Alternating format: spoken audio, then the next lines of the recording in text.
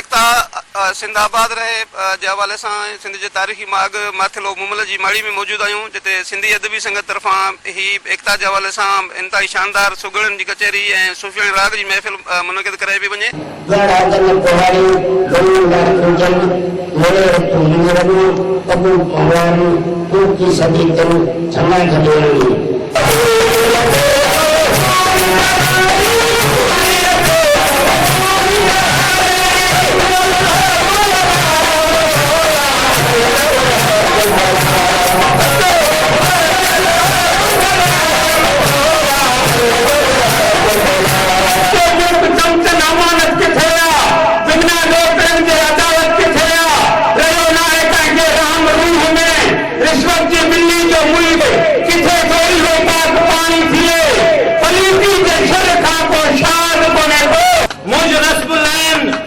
नियत सिंध है, हाँ अहंसा आदमियत सिंध है, सिंध की तारीख जा माखज़ तगोल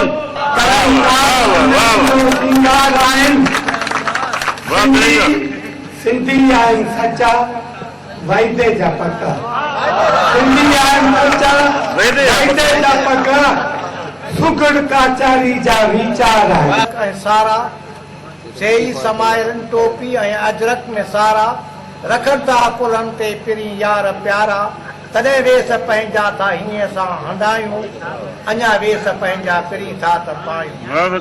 तुंहिंजे सदके ही दुनिया डही हमेशा हमेशा इहे असांजे दोस्तनि जा मेड़ाका सुगड़ सूफ़ी ऐं उन खां पोइ शाइर सभई असां गॾिजी ऐं सिंधी माण्हू जेके बि आया आहियूं उहे भले फन सां वास्तो नथा रखनि मगर त सकाफ़त सां वास्तो रखनि था, टोपी ऐं अजरक सां, ऐं हिन ॾियारे खे तमामु घणी तरजीह ॾिनी वञे।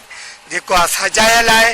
अॼु हिते सभु माण्हू सिंध जे तारीख़ी माग मूमल जी माड़ी में गॾु थी करे इहो सॼी दुनिया खे पैगाम ॾियनि था त असीं सिंधी माण्हू जेको आहे एकता जी माना आहे ॿधी, असां सिंधी माण्हू सभु ॿधी में आहियूं।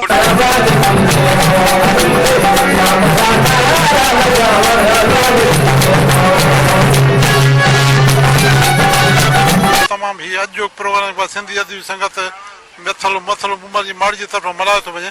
मां उनखे जस ॾियां थो, तमामु सुठे नमूने मल्हायो आहे। उतां जे मौक़े ते बुनियादी तौर ते जेको पैगाम आहे उहो इहो आहे त अॼु सिंध जंहिं सूरत हाल मां गुज़रे थी पई, सिंध जा तरक़ियाती हवाले सां जा वसीला फुरिया विया आहिनि ऐं ख़ासि तौर ते असांजी तालीम असांजा इदारा जेके तबाह थिया पिया आहिनि हिन जे ज़रिए जी एकता जे हवाले सां सॼी सिंध वांगुरु घोटकी ज़िले जे ॻोठनि शहरनि वसदिन में ही एकता जा मेड़ाका मुनक़िद थी रहिया आहिनि। दोस्तनि जा मैसेज तव्हां ॿुधा, सूफ़ी राग जो सिलसिलो जारी आहे, सुगड़नि जी कचहरी बलंदड़ आहे। कैमरामैन सदाम मलिक सां गॾु अलारा बोज़दार, KTN न्यूज़।